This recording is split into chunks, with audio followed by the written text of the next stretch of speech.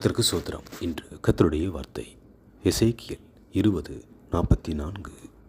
என் நாமத்தின் நிமித்தம் உங்களுக்கு கிருபை செய்யும்போது நான் கர்த்தர் என்று அறிந்து கொள்வீர்கள்.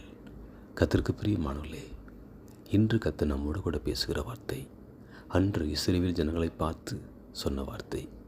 கர்த்தர் என்று நம்மை பார்த்துத்தான், உங்களை பார்த்துத்தான் கர்த்தர் சொல்லுகிறார். நான் உங்களுக்குள்ளாக, உங்கள் குடும்பத்துக்குள்ளாக நான் கிருபை செய்வேன் என்றும், நான் உங்கள் மீது கிருபையாக இருப்பேன் என்றும், தயவோடு இரக்கத்தோடு காருண்யத்தோடு மனதுருகி நான் உங்களை பார்ப்பேன் என்றும், என் கிருபை எப்போதும் உங்களோடு கூட இருக்கும் என்று, ஒவ்வொரு காரியத்திலையும் நான் உங்களுக்கு கிருபை செய்வேன் என்றும் கர்த்தர் என்று வாக்கு பண்ணுகிறார். கர்த்தருக்கு பிரியமானவர்களே, எதை குறித்தும் கலங்க வேண்டாம், திகைய வேண்டாம்.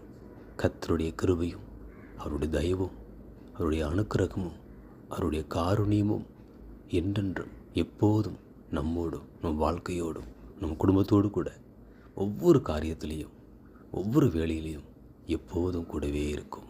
ஆமேன்.